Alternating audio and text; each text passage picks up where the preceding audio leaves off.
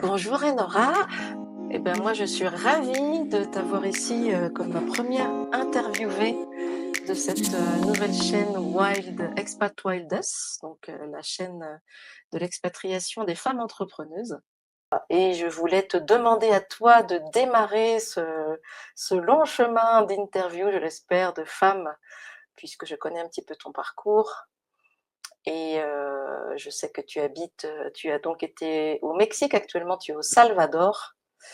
Alors raconte-nous un petit peu comment ça se fait que tu as atterri dans ces deux pays, pourquoi tu es partie de France, pourquoi l'entrepreneuriat à l'étranger. Raconte-nous un petit peu ton élan, quel a été ton élan de départ. Oui, bonjour, merci pour l'invitation déjà. Mon élan de départ, écoute, c'était de voyager du Brésil jusqu'au Mexique à la rencontre de sages-femmes traditionnelles. Mhm. Et puis, depuis le début, j'ai dit, mais peut-être, je dis ça, mais peut-être que ce sera l'inverse, on verra bien ce qui va se passer. Et avec les histoires de Covid, de vaccins et tout, j'ai commencé par le Mexique. Et au final, je suis restée 1 an. Donc à la base, tu étais plutôt dans cet état d'esprit d'aventurière, peut-être digital nomade ou en tous les cas exploratrice de quelque chose. Oui, oui, mon activité, je voulais qu'elle continue 1 journée par semaine. Et donc, en fait, bon, il y a eu des péripéties. Je voulais voyager en moto. La moto, ça a été une arnaque. Elle a passé des mois dans un atelier, enfin, chez un mécano. Donc, c'est ça qui a fait aussi que j'ai passé plus de temps. J'ai fait un volontariat dans une maison de naissance, mais qui devait être un volontariat de minimum 3 mois. Et puis après, bah, au niveau de l'entreprise, bah, ça tourne pas tout seul. Les consultations ne tombaient plus toutes seules, alors que quand j'étais en présentiel, donc peut-être qu'on va le préciser, je suis thérapeute spécialisée en psychosexologie et en psychotrauma. Et maintenant, il y a d'autres sujets, mais peut-être qu'on en viendra après. Donc, à ce moment-là, avant les consultes en cabinet, j'avais pas besoin d'utiliser les réseaux sociaux, de faire de pub ou quoi que ce soit. Et mon lundi où mes consultations se remplissaient. Mais en étant en ligne, ça n'a plus été le cas. Et donc, il a aussi fallu que j'utilise les réseaux sociaux. Et donc, j'ai aussi pris du temps pour me former aux réseaux sociaux, tout ça. Et donc, ça a pris plus de temps que prévu. Puis, j'ai décidé de repartir en vivant 1 mois dans un endroit, puis 1 mois dans un autre. La moto a été vendue hein, entre-temps. Et Mhm. puis je suis passée au Guatemala. C'était dur de quitter le Mexique. Et au Guatemala, j'ai pas du tout apprécié, en fait. Et à partir du moment où j'ai décidé de suivre, donc l'idée là, c'était de repartir en voyage, hein, de redescendre au fur et à mesure. Et quand je suis passée au Salvador, ça a été un gros changement et j'ai adoré le Salvador. Le Salvador, mais il paraît que c'est un des endroits les plus dangereux du monde. Mais que fais-tu là-bas? Alors Eh raconte-nous un bien, petit peu ta perception de la sécurité pour les femmes au Salvador. la sécurité, elle est totale. Vraiment. Donc, que je précise, ça fait 1 an, du coup, je viens de fêter les 1 an au Salvador. Et non, moi, j'adore ce pays. Justement, au Guatemala, en une demi-heure, je me faisais klaxonner 10 fois dans la rue. Ici, mais pas une seule fois. J'ai fait du stop. Et là, enfin, au Mexique, ça allait quand même dans les endroits où j'ai vécu au niveau sécurité, ça allait. C'est pas partout le cas, hein. Ouais. Mais tu fais quand même un peu gaffe à ton téléphone. Au Salvador, tu peux être dans la rue avec ton téléphone à la main, il y a aucun souci en fait. Et ça, enfin là où j'habite actuellement, la porte, ça a déjà arrivé qu'on la ferme pas, la fenêtre elle soit pas fermée, ben on fait pas, on retourne pas dans la maison pour la fermer et on est tranquille en fait. Et c'est récent, hein, ça fait que Ouais. quelques années que c'est comme ça au Salvador. Mais non, niveau sécurité, enfin, et c'est agréable, c'est confortable, hein. C'est aussi pour ça que là, j'ai aussi envie d'y rester parce que ça fait du bien d'être dans un pays où on se sent en sécurité et puis aussi où le président il cherche à faire avancer les choses. Voilà, donc le président Bukele qui est là depuis, je ne sais pas exactement de combien d'années. Ça doit faire, je sais plus, non, 2 enfin, c'est à partir de ce moment-là qu'il y a une plus grande sécurité au Salvador. En tous les cas, pour moi qui habite en Bolivie, le président Bukele, c'est un modèle pour beaucoup d'autres pays d'Amérique latine, qui cherchent justement à améliorer la sécurité de façon générale. Ben, en fait, il a, a priori en tout cas, mais il a arrêté la corruption. Et c'est ce qu'il disait depuis le départ, sans la corruption, l'État a de l'argent pour faire des choses. Et donc, il a arrêté, il a voulu qu'il y ait de plus gros contrôles sur tout ce qui est corruption et tout ça. Puis, il a arrêté toutes les personnes qui auraient déjà dû être arrêtées.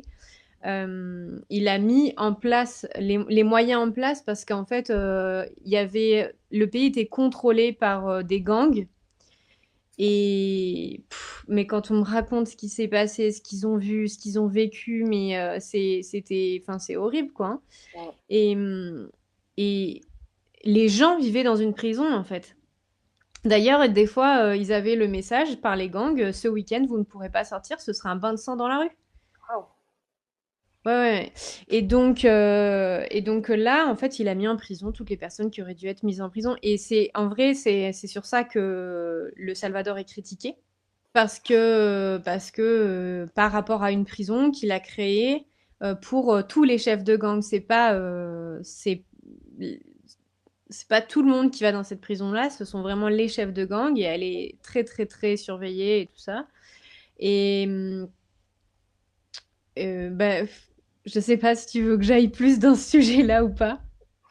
Ah ben c'est toujours intéressant d'avoir aussi un point de vue autre que celui qui est entendu ailleurs, parce qu'en général, c'est quand on est vraiment dans le pays qu'on a les vraies sources. Donc, si tu as Ouais. envie de parler un petit peu de ça, parce que oui, bien sûr que les prisons du président Bukele sont critiquées, on parle de, voilà, par rapport aux droits de l'homme, etc. Mais bon, peut-être que toi, tu as des infos un petit peu plus réalistes.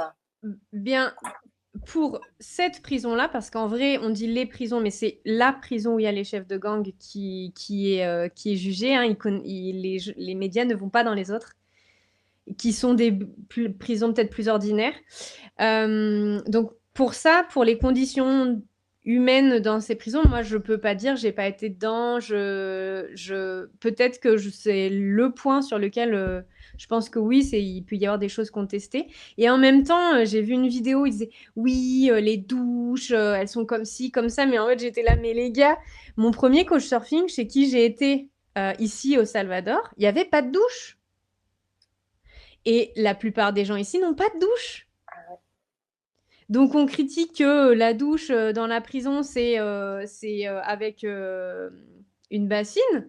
Mais en fait, c'est le cas de la plupart des maisons au Salvador. D'accord, c'est la vision de l'étranger ne connaissant pas l'état réel de la vie au Salvador, en fait. Uhum. Et là, dans cette maison qu'on a, on a de l'eau chaude. Pour prendre la douche, c'est très rare. Ah oui, Déjà, on a une douche, donc ça, c'est c'est génial. luxe. La maison d'avant, on avait une douche, mais elle était froide. Donc, Mmh. ce sont aussi les conditions de vie. Mais d'ailleurs, j'ai même été dans une villa. J'ai été invitée dans une villa. La douche, elle était froide aussi dans la villa, quoi, hein. Pour autant, est-ce que c'est quand même possible de prendre des douches froides toute l'année? Est-ce qu'il fait chaud? C'est quoi comme genre de climat que tu as là-bas? Oui, il fait chaud quasiment toute l'année. En tout cas, surtout là où on est actuellement. Mais perso, moi, les douches froides, je peux pas, quoi. Bref. Donc, pour revenir sur le sujet, il y a ça qui est critiqué et on dit qu'il met tout le monde en prison, ce qui est faux. En fait, il a mis en prison les personnes qui auraient dû être en prison depuis longtemps. En fait, tu violes, tu tues, tu commets des délits, tu vas en prison. Enfin, je veux dire, en France, on se questionne pas là-dessus, quoi. Et là, on n'est pas content. Et là, mon ex, en fait, j'ai passé presque un an avec un Salvadorien. On est toujours en coloc. Et lui, ce qu'il déplore, c'est qu'il dit, mais aujourd'hui, on critique, comme par exemple Amnesty International critique la prison ou comment agit Bukele. Mais à jamais, on est venu prendre notre défense quand c'était nous qui vivions ça. Et il donne des exemples de bus attaqués où on met le feu, il y a des enfants, des femmes. Enfin, Donc bref, je vais pas aller dans tous ces trucs macabres, mais il y a eu des choses vraiment macabres et on n'a jamais rien fait pour ce pays. Et maintenant que c'est pour les gens qui faisaient ces choses macabres, eh bien, on critique. Il y a un autre point que j'ai entendu, c'est que maintenant, là, il a mis en place des, comment ça s'appelle? Des sortants de prison. Avant de sortir, ils ont la possibilité d'aller travailler à l'extérieur de la prison. Et c'est critiqué parce qu'on dit que les gens, ils mangent que dalle et que ils vont travailler et que c'est très dur et qu'on les oblige, que c'est du travail forcé et tout ça. Donc moi, j'en croise quasiment toutes les semaines. Des gens qui travaillent dans une ferme. D'accord. Ah, si tu sais pas qu'ils viennent de la prison. Ils ont pas de menottes, rien au pied. Il y a, et c'est une vingtaine de travailleurs, je dirais, et voire moins, une quinzaine. Il y a une personne qui a des armes, donc en fait, c'est là que ça m'a fait tilt, c'est parce que j'étais au courant qu'il y avait privés de droit, ils sont appelés, qui travaillaient là. Et donc, du coup, il y a une personne qui surveille, mais tous, ils sont relax. C'est des grands sourires, des grands bonjours. Ils ont l'air super contents. Et puis, l'idée, c'est que là, c'est une ferme-restaurant. Et donc, en échange, le restaurant doit leur donner le repas du midi et un goûter. D'accord. Et donc, ils ont des repas qui changent tous les jours et tout ça, qui sont préparés dans le restaurant. Et non, je peux pas parler des autres endroits, je peux parler que celui-là que je connais où les gens ils sont heureux. Et en fait, pour eux, c'est remettre le pied à l'extérieur, c'est recôtoyer des gens de l'extérieur, c'est remettre le pied dans un fonctionnement de travail et de l'extérieur de la prison. Et du coup, ça leur fait de l'expérience pour pouvoir avoir un travail plus facilement en sortant, quoi. D'accord. Ok. Bah, écoute, ça c'est des choses qu'on n'entend pas tellement, donc merci en tout cas de ce partage-là concernant la réalité du pays. C'est toujours important, moi je trouve, d'aller vraiment dans un pays pour sentir vraiment la vibe et être dans le réel de tout ce qu'on peut nous raconter. De toute façon, on le sait, tous nos médias vont toujours nous amener dans un sens ou dans un autre selon voilà, ce qui est intéressant pour eux. C'est sûr. Alors moi, ce qui m'interpelle aussi par rapport à ça, c'est que là, tu nous dis, au final, moi, je préfère en tant que femme être au Salvador pour ma sécurité qu'en France. Non, c'est pas le fait d'être femme. Non, non, D'accord, non. c'est pas juste le fait d'être femme, c'est vraiment la sécurité globale. Non, non, non, pas la sécurité non plus. C'est pas une histoire de sécurité. Moi, en France, D'accord, je veux te dire que j'habitais en Corrèze et en Charente-Maritime. Moi, il se niveau passe pas sécurité, grand-chose. je suis tranquille, hein. D'accord. Non, non, non, non. C'est plus au niveau politique, en fait. Dans un pays, tu as un président qui cherche à faire avancer le pays, et dans l'autre, D'accord, non, mais c'est important je de ne le dire, dirai c'est rien de chouette. plus. Ah, mais c'est bien d'avoir c'est intéressant de pouvoir partager ne serait-ce que ça. D'accord. Donc on va revenir sur la partie, toi, ton expérience maintenant tu te considères expatriée, hein, c'est ce qu'on a partagé avant puisque ça y est, tu envisages complètement, de rester, un temps, voire quelques années peut-être au Salvador, hein, puisque tu Oui, parles éventuellement acheter un terrain ouais. et donc comment est-ce que tu fais pour pouvoir vivre au Salvador et éventuellement nous raconter aussi comment est-ce que tu as fait pour vivre avant. Quel est ton plan concret, réaliste de comment tu vis? Je vais commencer par c'est pas mon activité. En France, j'avais une maison, mais dès que je l'ai achetée en pensant à pouvoir la louer quand j'allais partir. Et donc, cette maison, je l'ai divisée en trois. J'en ai fait trois logements. J'ai donc trois locataires. Deux me permettent de rembourser le prêt, les taxes et tout ça. Et un, c'est de l'argent pour moi. À ce qu'il paraît, ce serait bien de mettre cet argent de côté parce qu'il y a toujours des travaux. Actuellement, je n'ai pas pu mettre cet argent de côté jusqu'à présent et il me sert tous les mois. Et, et puis, donc, j'ai mon activité à mon compte. Comme je l'ai dit, quand j'étais au Mexique, à un moment donné, je me suis rendu compte qu'il allait falloir que je j'en connaisse plus sur la com, les réseaux sociaux, tout ça. Et donc, bah voilà, j'ai commencé à me former avec des coachings, des formations à ce niveau-là, et puis à prendre plus en considération les réseaux sociaux.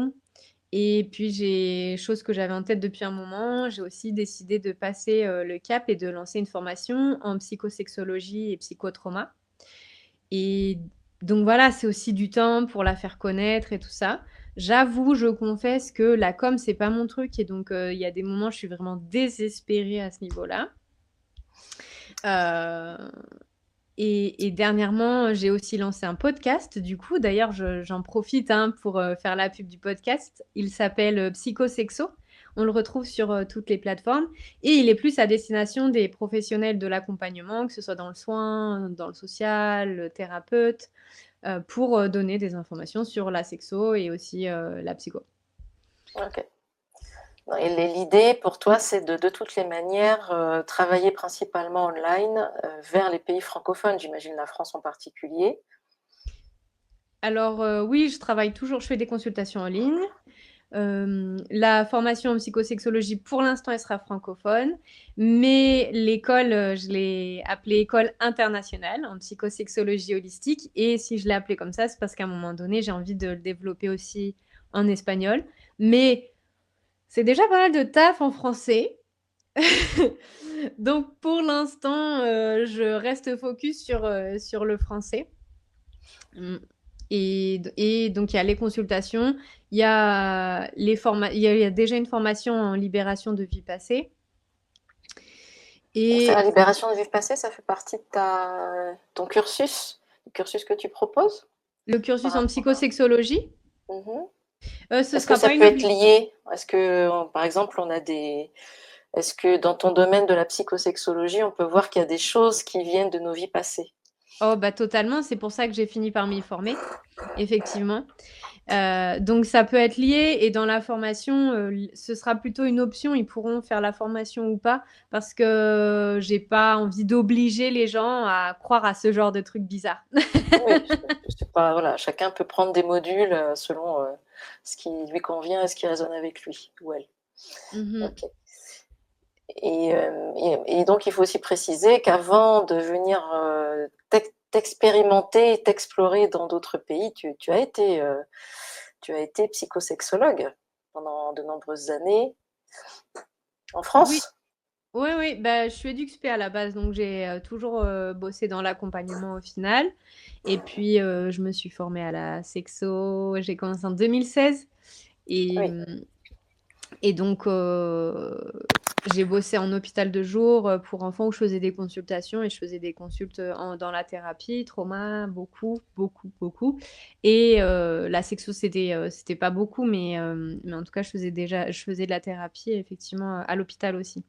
Avant l'obligation vaccinale. d'accord. Très bien, 3 points de suspension. Et donc, justement, un truc très, très intéressant que m'a partagé Nora, pour nous les femmes qui voulons créer des entreprises et qui peut-être nous retrouvons en tous les cas sur le continent sud-américain, moi qui suis en Bolivie. Alors je peux tout à fait recevoir des paiements de France sur mes comptes boliviens, il n'y a pas de souci, mais il y a pas mal de limites. Par exemple, on ne peut pas avoir PayPal en Bolivie via un compte bancaire bolivien, on ne peut pas avoir Stripe. Et donc tu m'as parlé et tu vas nous parler du coup de quelque chose qui peut intéresser beaucoup de personnes, qui s'appelle, rappelle-moi le nom de... Mon entreprise, elle est gérée, hébergée, on va dire, par My Digital Company. C'est pour des gens qui sont digital nomades ou expatriés. J'ai pris les notes avec moi, ou voilà, qui sont installés officiellement dans un pays, mais où les revenus de sources étrangères ne sont pas ou peu taxés. Et donc, quand on les contacte, on voit avec eux en fonction de notre entreprise. Ils vont nous proposer d'héberger notre entreprise dans un de 4 pays. l'Angleterre, États-Unis, Lettonie ou Estonie, je sais plus trop, et un quatrième que je sais plus lequel c'est. Et donc moi qui suis donc dans la thérapie, le mieux pour moi a priori c'était l'Angleterre. Donc mon entreprise, elle est en Angleterre maintenant.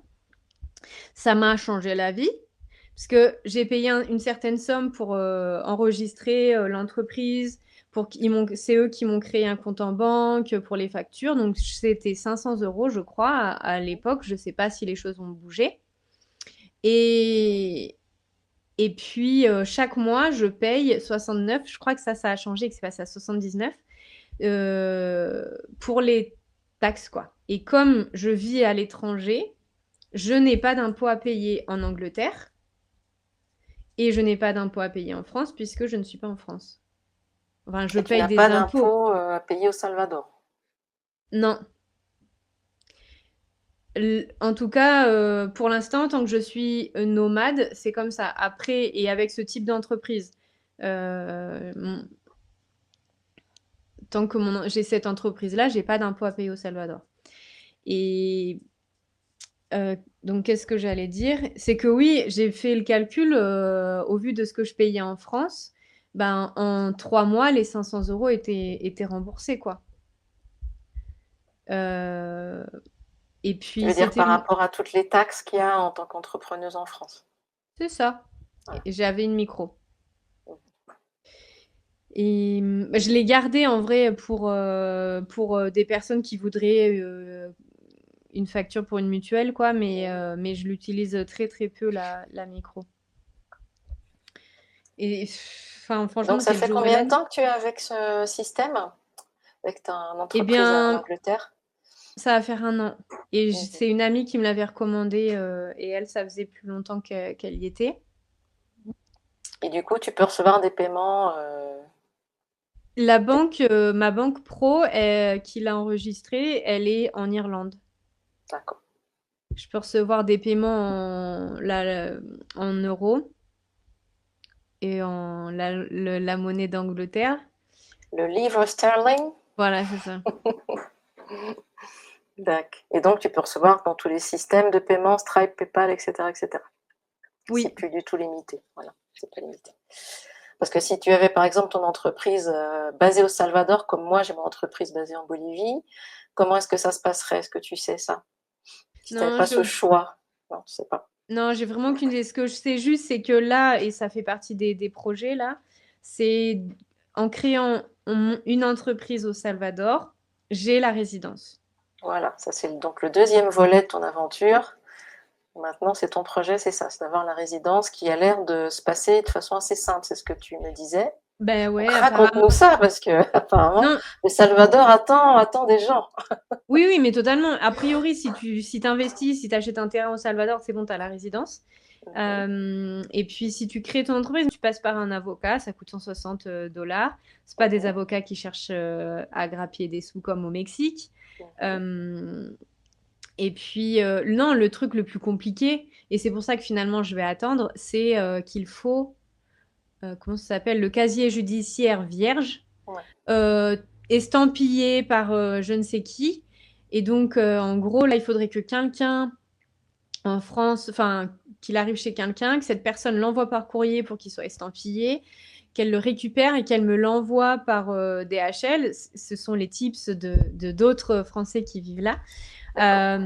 Mais du coup, comme je vais revenir en France pour quelques mois dans pas longtemps, je vais plutôt attendre et faire moi les démarches et revenir avec mon papier.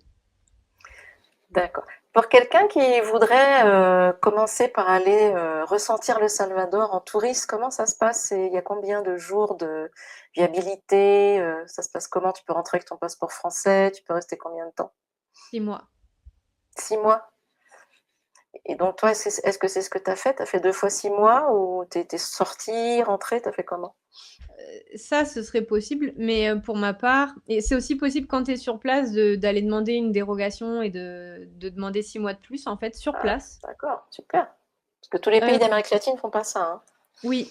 Alors par contre, il y a tout un micmac parce que le Salvador est associé avec le Guatemala et avec le Honduras, je crois, et tu as le droit à 6 mois au total dans ces trois Ah, au pays. total, Donc d'accord. Il y a peut-être une histoire comme ça, mais le Salvador essaie de sortir de ça parce qu'il a envie que les gens puissent rester. C'est vrai qu'il est vachement ouvert là au niveau du tourisme. Ils essayent de développer le tourisme. Donc, ils essayent de mettre en place les choses pour. Un pays donc ouvert non seulement au tourisme, mais à l'expatriation ou voilà, acceptation de nouvelles personnes. Comment ça se passe pour toi en tant que Française? Est-ce que tu as senti que voilà, est-ce que tu as senti un truc particulier où tu es française et on dit ah ouais, elle est française ça? Non. Est-ce que tu as senti ça? Enfin, au départ, on me dit gringa, donc des États-Unis. On me parle en anglais, ça m'agace. Ah ouais. Je parle pas l'anglais. Et non, mais sinon, bien reçu. Je peux toujours un peu avoir une appréhension qu'on essaye de m'arnaquer en me vendant les choses plus chères. Mais en fait, en général, c'est pas ce qui s'est passé. Ah ouais. Au Mexique, plus, mais Salvador, non, non, non. Et vraiment, non, pas. Enfin, non, moi, j'ai bien été reçue ici. J'aime beaucoup. Autre info que je voulais donner, c'est le dollar ici. Oui. C'est le dollar, mais il y a une deuxième monnaie officielle. C'est-à-dire? La connais-tu? Vas-y, explique-nous. C'est le Bitcoin. Ah bah oui, c'est connu, c'est que le Salvador a ouvert le Bitcoin. C'est ce que j'allais te demander, est-ce que c'est toujours comment ça se passe? Voilà, alors ça en est où tout ça, le Bitcoin? Non, ben, il y a le Bitcoin. Tu peux payer quasiment partout en Bitcoin. Enfin, en crypto-monnaie, quoi. Ouais. Et, et puis, il y a des distributeurs de billets aussi. Tu peux retirer comme ça du Bitcoin. Et non, pas du Bitcoin, de la monnaie, enfin de ton... Tu veux dire, à partir de ton compte en Bitcoin, tu peux retirer de la monnaie locale? C'est ça. Et ce qui peut attirer au niveau du tourisme, ça attire ceux qui investissent dans la crypto parce qu'en France, tu veux retirer des sous, tu es taxé à 30%. Que ici, bah, du coup, il n'y a pas de taxe et tu payes ton voyage, par exemple, comme ça. Wow. Et le dollar, où en est le dollar? Je suis curieuse de savoir si c'est la même chose qu'en Bolivie, ou quand tu viens en dollars, tu es un petit peu avantagé, très avantagé, mais je ne sais pas où ça en est le cours de la monnaie là-bas, au Salvador. Est-ce que le change du dollar au peso salvadorien, je ne sais pas comment ça s'appelle, le Mais non, peso c'est le dollar. Ici, Ah, on a... d'accord, vous n'avez pas de peso, vous n'avez pas Non, de monnaie locale. C'est tout en avant, dollars.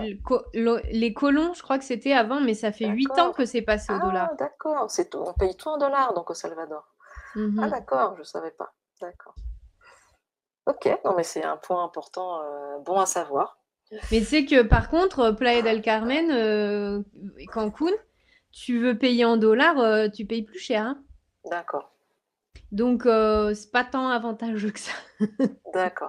Pour ce qui est du Mexique, tu dis. Ouais, en tout cas, ces zones-là au Mexique.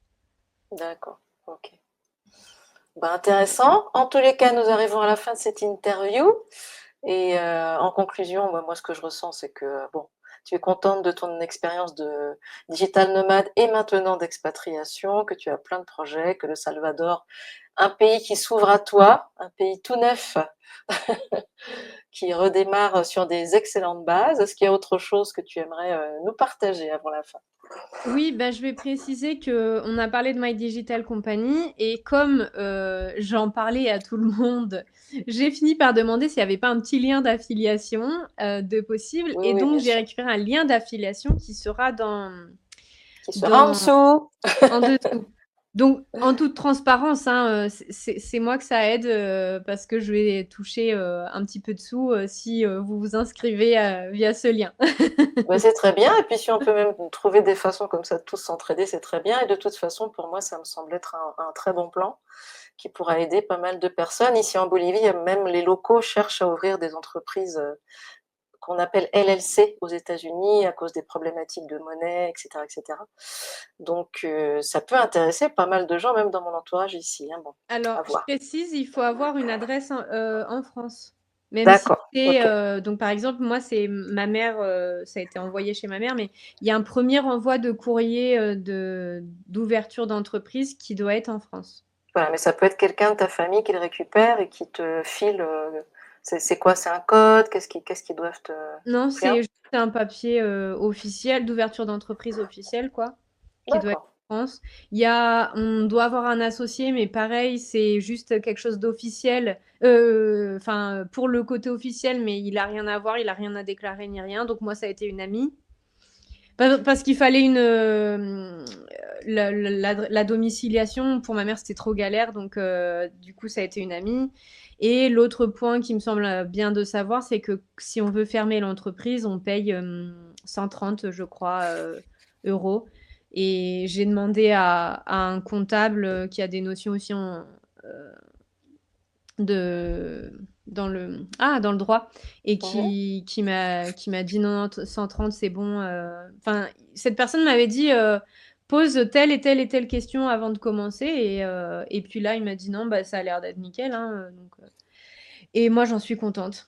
Je communique, d'ailleurs vous pouvez demander à parler à Jérôme si vous vous inscrivez. Moi j'ai un interlocuteur, c'est tout le temps la même personne par WhatsApp, il est réactif. Non, franchement, moi, je suis contente.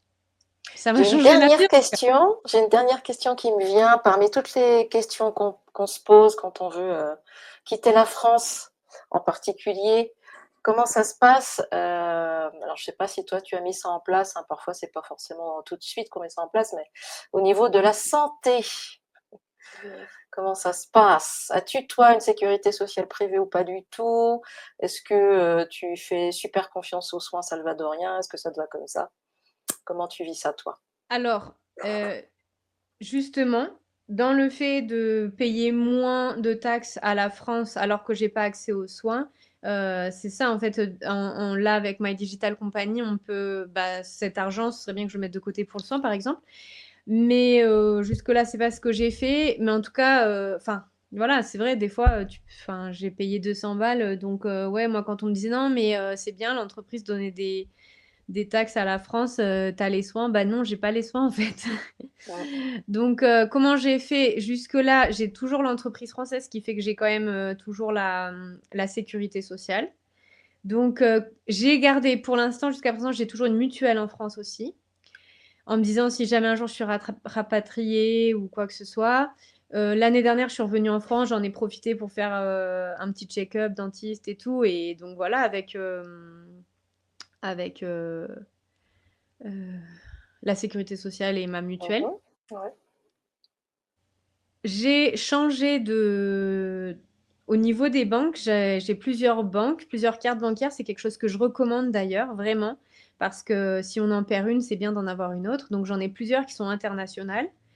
Et en fait, l'année dernière, en échangeant avec mon banquier, je voulais diminuer des frais de carte parce que je l'utilisais pas et c'était pas possible. Par contre, en augmentant, en prenant une carte Gold, mais en supprimant une autre que je payais, eh bien, ça me permet d'avoir la sécurité sur la Gold. J'ai des frais de soins remboursés. Une Alors, je assurance l'ai santé. jamais testé, hein, donc je Ouais, sais pas, ouais. tu vois, dans les petites cases, les petites lignes et tout, mais normalement, c'est intégré. Qu'est-ce que tu nous recommandes comme banque à Euh, l'international? Ah, mais pareil, là, j'ai des liens et tout, de parrainage. J'ai des liens de parrainage et on peut gagner des sous. Les deux gagnent des sous, par contre, cette fois-ci. Non, je recommande en premier Boursorama aujourd'hui. C'est la seule où tu peux retirer des sous, t'as pas de taxes. Tu peux payer n'importe où, t'as pas de taxes. Au final, c'est la mieux. Et je l'ai que depuis un an, celle-là. OK. Avant, je l'avais Par pas. contre, pour avoir Boursorama et la garder, il faut que tu aies un justificatif, une déclaration d'impôt en France. Donc ça peut aller pour les personnes comme toi qui ont encore une entreprise, une micro-entreprise en France, un lien encore avec la France. Ok, ouais, non, je savais pas ça. 26 et en troisième Revolut. Ouais. Moi, Parce que Revolut, Revolut, il y a des taxes. Si tu retires, si tu payes le week-end, tu as des taxes. d'accord. Oui, le week-end, exact, mais le spécifie, si c'est dans la semaine, apparemment tu payes pas. Ouais, mais au début, je jonglais avec Revolut et N26. D'accord. Là, depuis que j'ai Boursobank, ben, du coup, c'est plus. Bah, tu me OK. diras, enfin, maintenant, j'ai aussi la Gold. Donc tu as cette Gold, qui c'est dans quelle banque la Gold? Les Gold, tu l'as dans toutes les banques, en Dans toutes fait. les banques, d'accord, tu as ça dans toutes les Juste, banques. mais tu la payes plus cher. Ouais, bien sûr. D'accord. OK et ben, je crois qu'on a fait le tour de toutes les questions. On a fait un petit peu plus long, mais bon, c'est pas grave. En espérant que ça soit utile, pour nos auditrices et auditeurs. Et ben, en tous les cas, moi, je te souhaite, une bonne continuation dans ton nouveau pays de cœur et puis, Merci. apparemment, le tourisme a l'air de s'ouvrir là-bas. Moi, ce que je peux en voir de ce que tu nous as partagé parfois, ça a l'air d'être un chouette pays à visiter aussi, le Salvador. Pas connu encore, donc je pense qu'il y a pas mal d'intérêt toujours à venir, découvrir un pays qui s'ouvre, et au tourisme et au fait d'intégrer des expatriés ou émigrés comme on veut dire, émigrés, bon, c'est pareil. Voilà, donc moi je trouve ça très intéressant cette, nouvelle possibilité du Salvador et merci de nous avoir partagé tout ça. Merci pour l'invitation. À plus tard peut-être pour une deuxième interview avec plus de détails encore. Qui sait? Avec des nouvelles histoires à raconter. Bien sûr, ça serait génial, mais bien sûr, avec plaisir. Eh bien, nous vous laissons là pour l'instant. Bye bye. Bonne, journée ou bonne soirée en fonction de quand vous nous Ouais, écoutez.